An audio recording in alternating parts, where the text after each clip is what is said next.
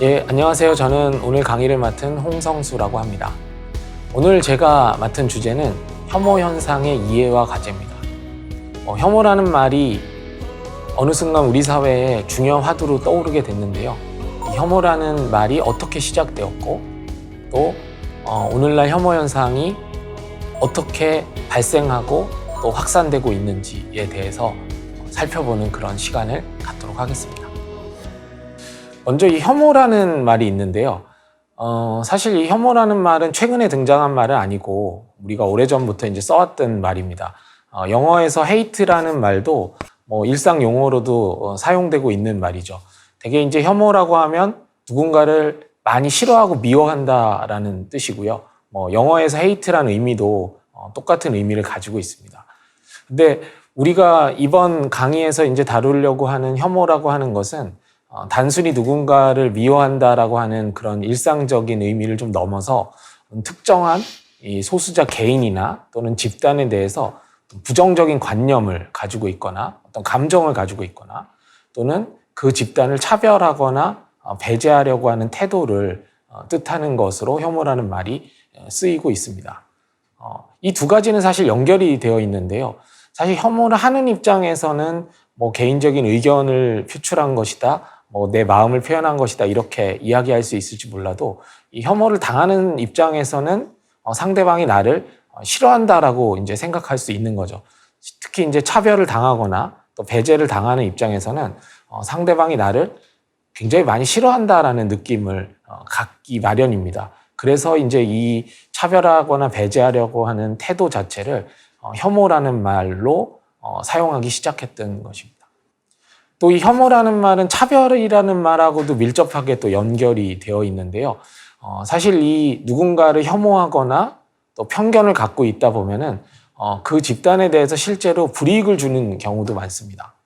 차별이라고 하면은 특히 이제 고용이라든가 또 교육이라든가 또 재화나 용역을 또 이용하거나 공급할 때 특정한 소수자 집단을 배제하거나 불이익을 주는 어떤 구체적인 행위가 있을 때 차별이라고 이야기를 합니다. 이 그림을 보면 조금 더 쉽게 이 현상들이 이해가 될 수 있는데요. 제일 밑에 보면 이 편견이나 혐오라는 말이 있습니다. 이 편견과 혐오는 마음속에 있는 그런 차별하려고 하는 감정이나 태도를 뜻한다라고 말씀드릴 수 있을 것 같고요. 그것을 말로 표출하거나 또 글로 쓰게 되면 혐오 표현이 됩니다. 그리고 그 마음을 고용이나 서비스 또는 교육 영역에서 구체적인 행위로 옮겨서 불이익을 주게 됐을 때는 차별이 되는 것이고요. 또 그것을 바탕으로 해서 범죄를 일으키는 경우가 있습니다. 어떤 특정한 집단에 대한 부정적인 관념이 그 집단에 대한 어떤 공격으로 나타나는 경우들도 있거든요. 이제 그런 경우에는 증오 범죄라는 말을 쓰기도 하고, 그 다음에 마지막으로 이제 그런 감정이 그 집단을 말살하려고 하는 그런 집단 학살로 나타나는 그런 극단적인 케이스들도 있습니다. 이것은 이제 보통 혐오의 피라미드라고 하는데요. 이것이 반드시 단계적으로 이렇게 진화한다라는 뜻은 아니고 이렇게 연결되어 있다라는 것을 보여주는 그런 그림으로 이해해 주시면 좋을 것 같습니다. 이 혐오 표현의 개념을 조금 더 구체적으로 좀 살펴보면요. 예전에 그 유럽에서 나왔던 한번 정의 규정을 한번 살펴보면 이렇게 정의가 되어 있습니다. 반유대주의, 제노포비아, 인종적 증오를 확산시키거나 선동하거나 고취하거나 정당화하는 모든 형태의 표현 또는 소수자, 이주자, 이주기원을 가진 모든 사람들에 대해 어떤 공격적인 민족주의나 또 자민족 중심주의, 차별 적대 등에 의해 표현되는 불관용, 이런 것들에 근거한 어떤 증오를 바로 혐오 표현이라고 유럽평의회 강요회의에서 정의한 바가 있었고요. 작년에 국가인권위원회에서 나왔던 혐오 표현 리포트에서는 이 성별, 장애, 종교, 나이, 출신 지역, 인종, 성적 지향 등을 이유로 해서 어떤 개인이나 집단에게 모욕, 비하, 멸시 또는 위협하거나 차별, 폭력의 선동을 함으로써 차별을 정당화하거나 조장하는 효과를 갖는 그런 표현을 혐오 표현이라고 정의를 하고 있습니다. 자, 이러한 혐오와 차별이 갖는 사회적인 해악은 생각보다 굉장히 크고요. 그렇기 때문에 우리가 이 문제를 해결하기 위해서 여태까지 많은 노력을 기울여 왔습니다. 혐오와 차별의 해악에 대해서는 여러 학자들이 대략 한 5가지 정도로 정리해서 이야기를 하고 있는데요. 첫 번째는 인간의 어떤 도덕적 가치를 침해하거나 또 인격적인 모멸감을 준다라고 합니다. 우리가 어떤 사람에 대해서 단순히 욕설을 하거나 안 좋은 이야기를 했을 때 어떤 사람이건 아마 기분이 좋지는 않을 겁니다. 근데 누군가의 어떤 정체성에 관련된 이야기들, 아까 이제 정의에도 나오지만 인종이라든가 성별이라든가 종교나 연령을 가지고 누군가를 비난하거나 모욕을 했을 때는 훨씬 더 많은 인간적인 모멸감을 느끼게 되고 그것은 뭐 내가 이 사회에서 정당한 대우를 받지 못한다, 내가 인간으로서 존중받지 못하구나라는 생각을 갖게 하는 어떤 중대한 해악을 낳게 됩니다. 또 이러한 해악은 단순히 이제 기분이 나쁘거나 모멸감을 느끼는 것을 넘어서 사회 구성원으로서 평등한 지위가 훼손되게 됩니다. 이런 이제 취급을 받거나 이런 대우를 계속 받게 되면 사실은 정상적인 사회 활동이 어려워지겠죠. 교육을 받는다거나 회사를 다닌다거나 하는 일들에 있어서도 불이익을 당할 가능성이 굉장히 커지게 되고요. 그렇게 됐을 때는 한 사회 구성원으로서 정당한 대우를 받고 있다, 또 평등한 대우를 받고 있다고 하기 어려워지게 됩니다. 또 이 혐오와 차별이라고 하는 건 확산성이 굉장히 큽니다. 차별이 차별을 낳는다 이런 표현을 하는데요. 우리가 누군가 어떤 사람이 어떤 사람을 단순히 욕한다라고 했을 때는 그건 이제 개인적인 문제일 가능성이 높은데 혐오나 차별을 표출했을 때는 다른 사람에게 쉽게 전염이 됩니다. 당하는 입장에서도 전염이 되고요. 또 가해를 하는 입장에서도 더 많은 사람들이 동참하게 되기 마련입니다. 그러다 보면 피해 양상이 점점 커지게 되고요. 소수자 개인을 향하건 또 집단을 향하건 간에 그 집단 전체에 대한 피해로 이어질 가능성이 높습니다. 그리고 혐오와 차별은 결국 아까 제가 혐오의 피라미드라는 그림에서도 말씀드렸듯이 폭력을 낳는 경우도 많습니다. 누군가를 무시하고 또 경멸하고 또 어떤 집단에 대한 부정적인 생각을 가진 그런 태도들이 결국 그 집단에 대한 물리적인 공격으로 이어지는 경우도 충분히 있을 수 있는 일이고, 이런 것들도 혐오와 차별의 해악으로 많이 언급되고 있습니다. 이러한 혐오는 사실은 어제 오늘의 일은 아니고요. 굉장히 역사가 깊습니다. 제가 알기로 이제 다른 강의에서도 이런 문제들이 다뤄지는 것으로 알고 있는데요. 가장 이제 대표적인 혐오와 관련된 사건은 이제 홀로코스트라고 할 수가 있습니다. 홀로코스트는 유대인뿐만 아니라 여러 이제 소수자 집단이 집단적인 혐오를 당하고 또 차별을 당하고 심지어는 학살까지 당했던 인류 역사상 가장 큰 비극이었다라고 할 수가 있겠고요. 홀로코스트 같은 사건은 그렇게 인류 역사상 자주 일어나는 것은 아니었지만 사실은 크고 작은 그런 혐오와 차별의 사건들은 계속 있었고 지금도 이어지고 있습니다. 사실 유럽연합이 탄생하게 됐던 것은 이 차별과 혐오에 대한 반성에서 출발했다고도 할 수 있고 또 홀로코스트에 대한 반성에서 출발했다고 할 수 있지만 지금 유럽 사회를 보면은 다시 어떤 반이민 정서가 확대된다거나 또 극우파들이 약진한다거나 이런 일들이 다시 이제 발생하고 있고요. 영국의 브렉시트도 바로 이러한 반이민 정서, 반무슬림 정서에 기반해서 또 이 브렉시트 같은 사건이 일어나기도 했었고, 또 미국 같은 경우는 트럼프의 당선을 어떤 혐오의 시대의 도래, 미국에서 어떤 이주자에 대한 혐오에 기반해서 당선된 것으로 그렇게 이해되는 그런 견해들이 유력하게 제시되고 있습니다. 유럽과 미국같이 비교적 발전한 민주주의 국가에서도 이 혐오라는 문제는 더 이상 피할 수 없는 중요한 사회적 문제로 대두되고 있는 것입니다. 한국도 여기에서 예외는 아닙니다. 한국에서의 혐오는 역사를 좀 길게 보시는 분들은 해방 이후에 좌익 척결이나 반공주의, 반공 이데올로기 이런 것들도 이제 한 혐오의 사례로 언급하시는 분도 있고요. 또 지역주의나 지역차별 이런 것도 이제 혐오의 한 현상으로 이해하시는 분들도 있습니다. 또 과거에 보면은 이 권위주의 통치 시절에 장애인이나 불황인이나 어떤 빈민 이런 사람들을 격리하고 또 배제했던 그런 역사들도 있죠. 그런 것도 일종의 혐오다 이렇게 이해하시는 분도 있습니다. 근데 오늘날 혐오라고 하는 현상은 조금 더 다른 양상을 띠고 있습니다. 예전에는 혐오를 밖으로 표출하거나 이런 경우가 많다라기보다는 어떤 국가 권력에 의해서 암묵적으로 또 알게 모르게 막 자행되는 그런 경우들이 많았는데요. 최근에는 일반 대중들, 또 일반 시민들이 이 혐오에 동참하고 있다라고 하는 것이 문제의 심각성을 더해주고 있습니다. 이런 현상들은 대개 한 2010년 이후부터 좀 본격화되기 시작했는데요.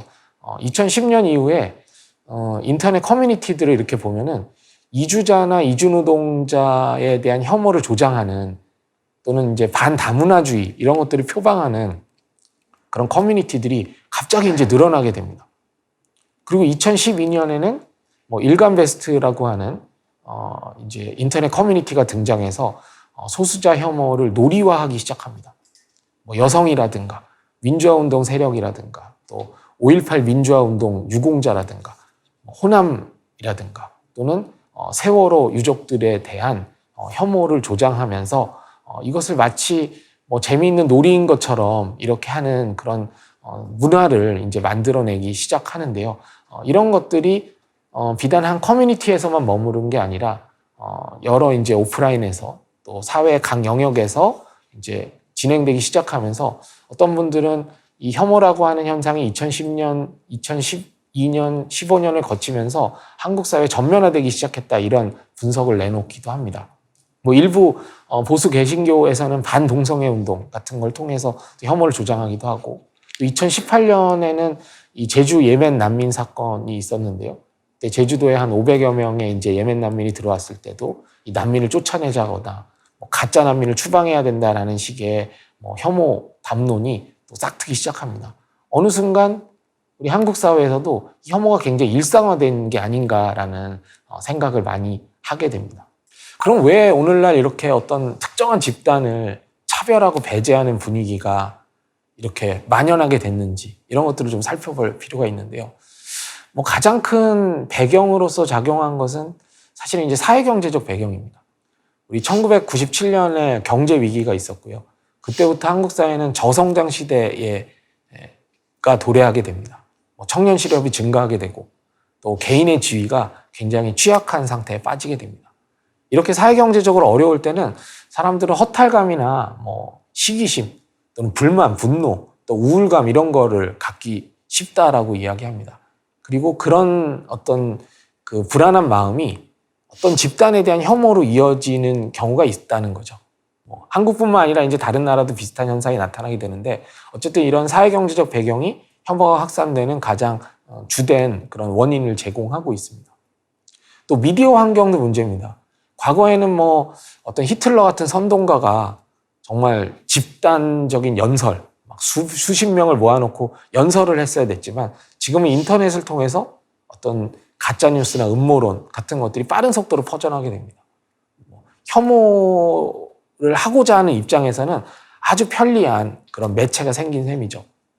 또 정치적으로는 이 혐오에 맞서는 건강한 민주 정치 세력이 있다면 혐오의 확산을 좀 막아낼 수 있을 텐데, 사실 그러지 못하고 어떤 극우 세력이 등장한다거나 또 포퓰리즘 정치가 등장하면서 혐오를 정치적으로 이용하는 그런 일들도 또 늘어나고 있습니다. 이것도 혐오가 확산하는 중요한 또 배경을 제시하고 있습니다. 그리고 또 사회문화적 배경을 언급하시는 분들도 많이 있는데요.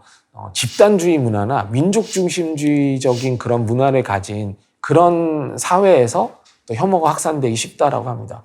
왜냐하면 혐오라고 하는 건 기본적으로 우리가 살기 위해서 저들을 어떻게 해야 된다라고 하는 이제 그런 담론이거든요. 그러다 보니까 아무래도 집단주의 문화가 강한 곳에서 이 혐오라고 하는 것이 쉽게 퍼져나가는 그런 경향들이 있습니다.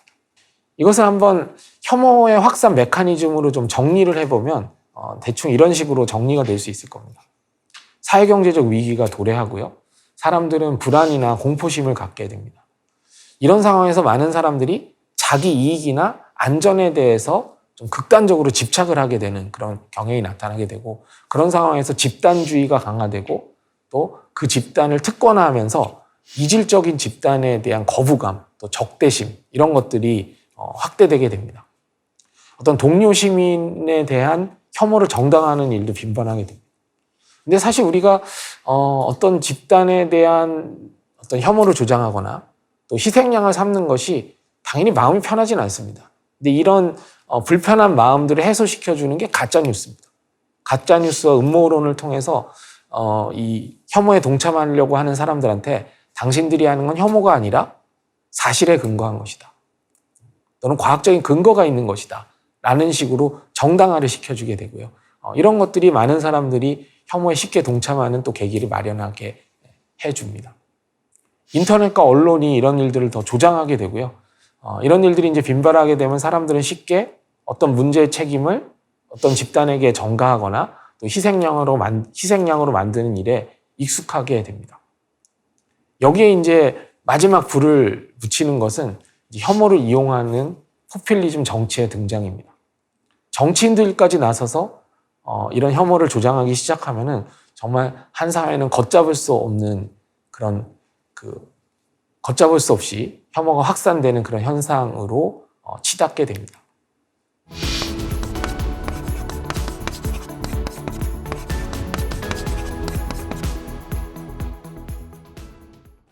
최근 한국의 현상들을 보면 이런 일들이 이제 감지되는 경우들이 많습니다. 예전에는 이 혐오라고 하는 것을 인터넷 놀이로서 어떻게 보면 그냥 우리 이렇게 노는 거야 이런 거였다면 최근에는 거리에 나가서 집회를 한다거나 또 구체적인 행동으로 이어지는 경우들이 점점 늘어나고 있고요. 또 안전에 대한 여러 가지 집착들이 혐오로 확산되는 경우도 많이 있습니다. 범죄가 일어날까 두렵다. 또 나의 안전을 확보하기 어렵다라는 이유로 난민을 혐오하거나 트랜스젠더를 쫓아내야 된다고 이야기한다거나 또 신분이 불확실한 이주자들을 추방하자라는 이야기들을 너무나 쉽게 내뱉고 있습니다.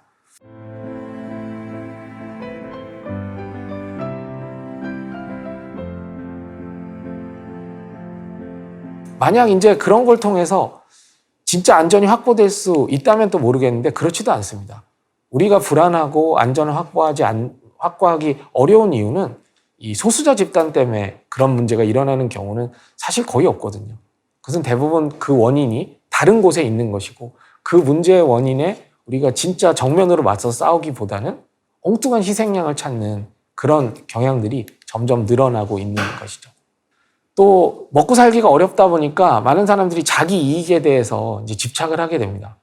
자기 이익을 추구하는 과정에서 더 강자로부터 무언가를 뺏으려고 한 거라 진짜 부당한 이익을 챙기고 있는 사람들에 대해서 당신 그러면 안 됩니다 라고 이야기하는 것은 얼마든지 정당한 것입니다.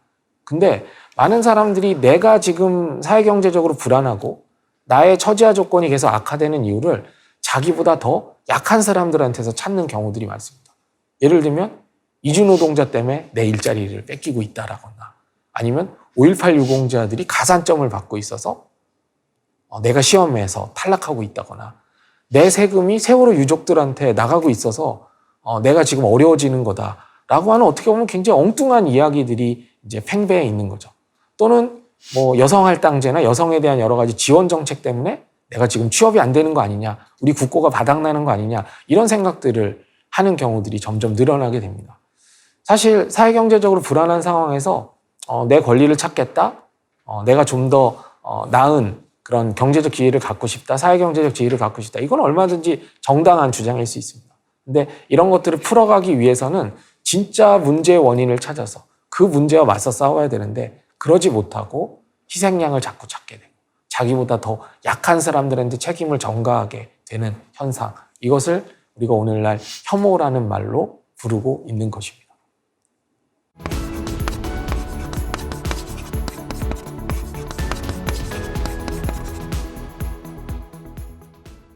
예, 이러한 혐오 현상이 최근에 이 코로나라고 하는 이 감염병의 확산과 맞물리면서 더 폭발하고 있다라고 하는 사실에도 주목해 볼 필요가 있습니다.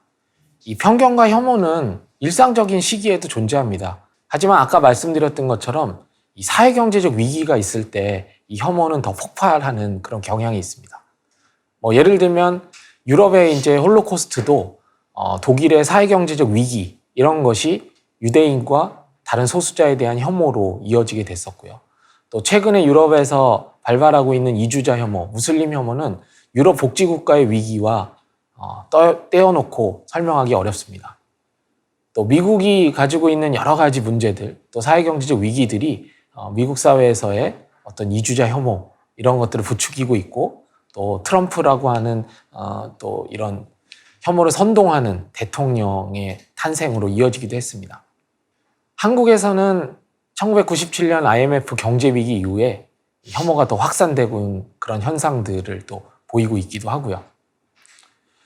사실 역사적으로 보면은 재난의 시기에 혐오가 확산됐던 일들이 제법 많습니다.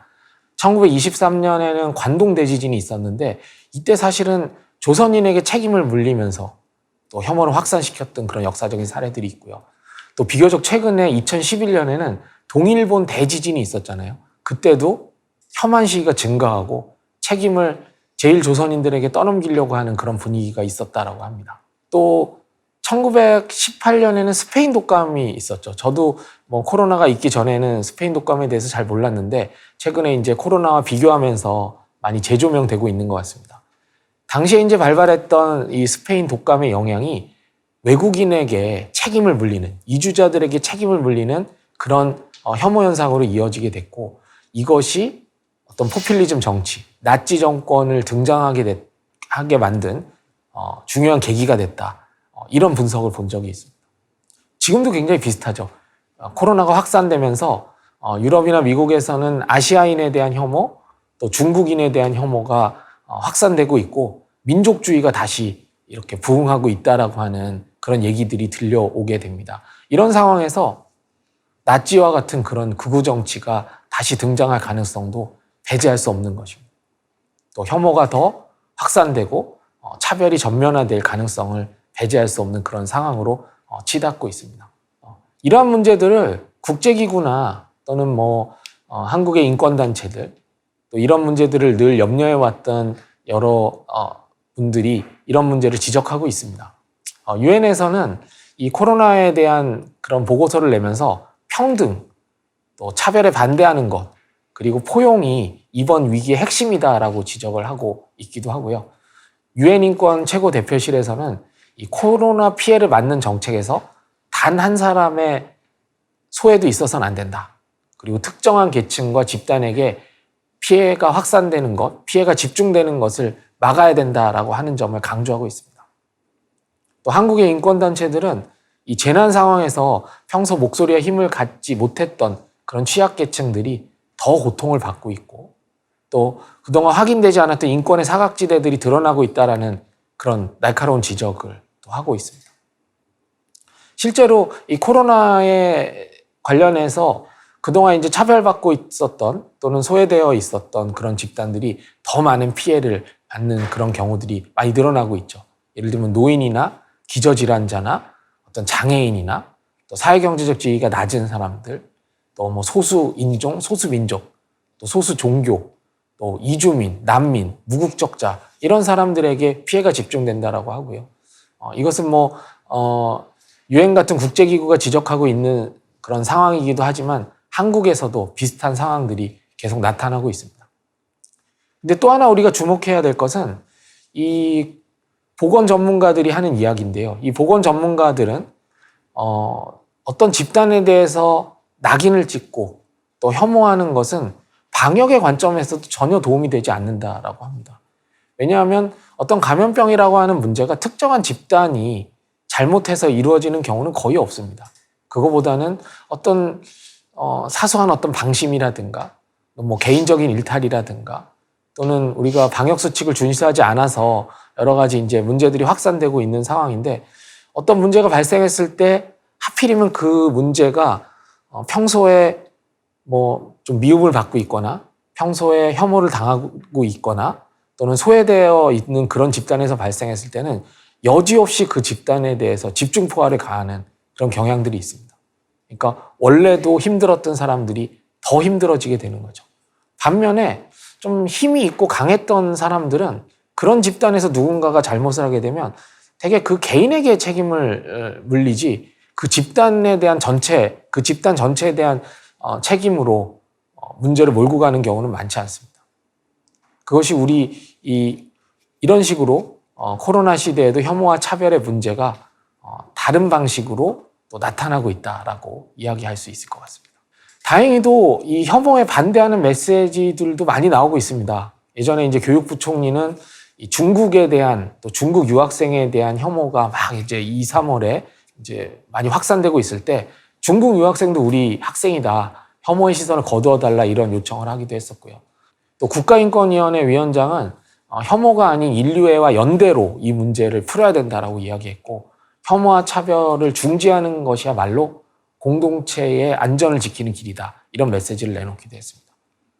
또 여당 대표는 이 집단 감염이 발생한 특정 집단, 지역, 세대에 대한 비난과 혐오를 가지고는 결코 이 전쟁에서 승리할 수 없다. 이런 메시지를 전하기도 했었고요.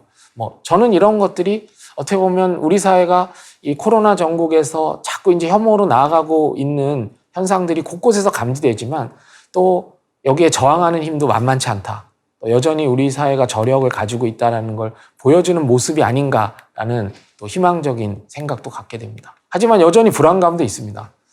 실제로 보면 초기에 우리 2, 3월에 중국에 대한 혐오 이런 것들이 막 확산됐을 때 또 적지 않은 사람들이 나서서 이런 식으로 문제를 풀면 안 된다. 이건 뭐 중국의 책임, 우한의 책임 이런 문제라기보다는 우리 전 인류가 함께 이겨내야 되는 그런 문제고 혐오가 확산되는 거 막아야 된다. 또 이런 움직임도 많이 있었잖아요. 하지만 최근에 보면은 다시 이제 그런 어떤 특정 집단에 대한 혐오, 특정 집단을 비난하면서 문제를 풀어가려고 하는 그런 시도들이 곳곳에서 다시 감지됩니다. 조금만 방심하면 다시 발발할 수 있는, 다시 혐오가 확산될 수 있는 그런 가능성을 배제할 수 없다라는 것이죠. 자, 마지막으로 우리가 왜 혐오에 맞서 싸워야 되는지를 말씀드리면서 제 강의를 좀 정리해 보도록 하겠습니다. 저는 혐오에 맞서는 이유를 보통 두 가지로 설명을 합니다. 첫 번째는 그냥 도덕적, 윤리적 이유입니다. 혐오와 차별은 그 자체로 그냥 나쁩니다. 왜냐하면 우리 동료 시민들의 인권을 침해하고 동료 시민들의 책임을 전가하는 일 자체는 그 자체로 나쁘기 때문이죠. 그러니까 윤리적으로 그냥 나쁜 일입니다. 혐오하고 차별하는 것은. 우리 코로나와 관련해서도 어떤 특정한 집단에게 책임을 계속해서 전가하는 일들, 이런 것들은 당연히 정당하지 않습니다. 근데 되게 현실적인 이유도 있습니다. 혐오라고 하는 것은 우리가 진짜 문제를 풀어가는 데 도움이 되지 않습니다. 제가 아까 말씀드렸듯이 진짜 원인에 맞서 싸우는 것이 아니라 자꾸 어떤 핑계거리를 찾고 희생양을 찾는 거라고 했잖아요. 이런 식으로는 우리 사회가 직면하고 있는 진짜 문제를 해결할 수 없습니다. 그래서 여러 방역 전문가들이 낙인과 혐오로는 이 코로나에 맞서 싸울 수 없다라고 그렇게 경고하고 있는 것이기도 합니다. 예전에 혹시 생각나실지 모르겠는데 고향 저유소 사건이 있었죠. 이주노동자가 풍등을 날려가지고 이제 불이 났다라고 하는 이런 사건이었는데 이때도 일부에서는 이주노동자 책임이다 이런 이제 얘기들이 나왔습니다. 근데 사실은 말이 안 되는 거죠. 그게 어떻게 이주노동자 책임이겠습니까? 풍등은 많은 사람들이 날리고 그것이 정말 운이 나빠서 이제 저유소에 떨어졌던 것인데 사실 이것은 저유소 관리의 문제가 더 심각한 문제였습니다. 저유소라고 하는 데는 기름을 저장하는 곳이잖아요. 어떻게 보면 폭탄이 떨어져도 쉽게 불이 나지 않아야 되는 곳입니다. 근데 풍등 하나 때문에 불이 났다? 이것은 저유소 관리에 심각한 문제가 있었다는 걸 보여주는 것이고 그것이 문제의 원인입니다. 그렇다면 우리는 그 문제를 해결하기 위해서 문제를 분석하고 해법을 찾아야 되는데 엉뚱하게 이주노동자 혐오로 이어진다면 진짜 이 문제를 해결할 기회를 놓치게 됩니다. 다행히 그때 일각에서는 이주노동자의 책임을 묻는 그런 시각도 있었지만 또 적지 않은 사람들이 아니다. 이건 이런 문제가 아니다. 이건 저유소 관리에 문제가 있었던 것이다. 이렇게 이제 지적하는 사람들이 늘어났고 다행히 우리는 저유소 관리에 여러 가지 문제들을 포착해낼 수 있었고 아마 다시는 이런 어이없는 화재 사건이 일어나지 않을 수 있는 기회를 마련해 준 것입니다. 혐오로 나아가지 않고 진짜 문제의 원인에 맞선 문제 원인을 찾아서 그 문제를 해결하니까 더 이상 그런 문제가 발생하지 않을 수 있는 계기가 마련된 것이죠. 그런 의미에서 저는 우리 사회가 좀 더 안전해지기 위해서 또 각자가 좀 더 행복하기 위해서 각자의 인권과 각자의 권리를 찾기 위해서라도 우리 사회가 혐오로 나아가는 것을 막아야 된다라고 생각을 합니다.